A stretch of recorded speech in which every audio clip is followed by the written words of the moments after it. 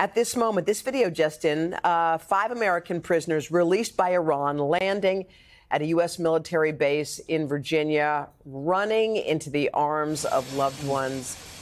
That's a beautiful image. What a moment. They traveled from Tehran, where they had been imprisoned for years, to Qatar yesterday, and then made this 14-plus hour trip home.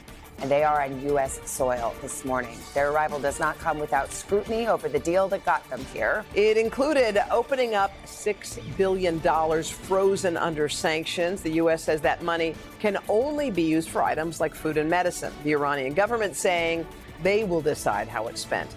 NBC senior White House correspondent Gabe Gutierrez is at Fort Belvoir in Virginia with the very latest. Hey, Gabe, good morning. Hey, Hoda, good morning. Those American citizens touched down here at Fort Belvoir just a short time ago. And just a few minutes ago, we got those first images that you just showed, that incredible reunion, hugging family members who met them there on the tarmac carrying small American flags. It's a bit chilly here in Virginia this morning, but that was quickly forgotten. Just look at those warm embraces. This was the morning that those families had been waiting for. Overnight, 5 Americans locked up for years in Iran, finally free. A long journey home for the U.S. citizens after years of delicate negotiations for their release. As far as we know, they're all in relatively good health. The prisoners first boarded a charter plane in Tehran, then hours later landed in Doha. Some of them seemed smiling. 3 of them, all dual Iranian-American citizens, sharing an embrace as they walked into the terminal. The other 2 Americans have asked for privacy and have not been identified. I spoke to them after they landed in Doha.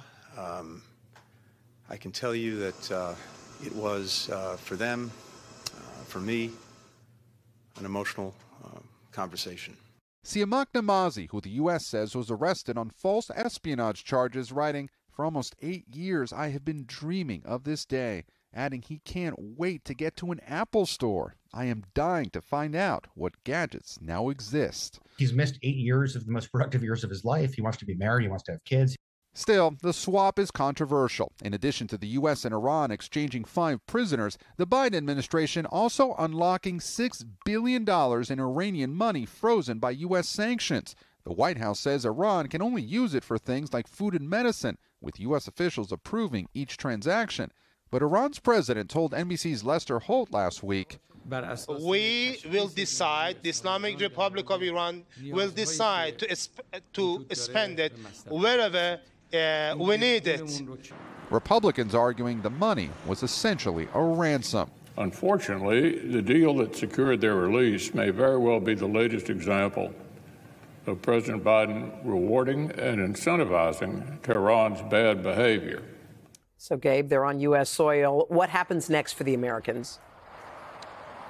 Well, Hoda, those Americans will undergo both psychological and physical checks before heading on to their next locations and heading home with their families. But as we look at that new video once again of that reunion, this morning the Biden administration is stressing that those $6 billion in unfrozen funds, that they're not U.S. taxpayer money, that the money originally belonged to Iran.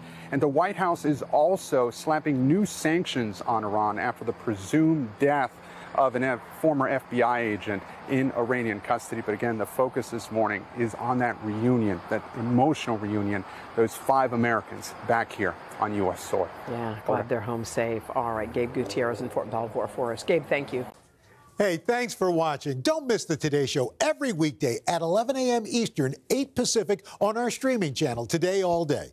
To watch, head to today.com/allday or click the link right here.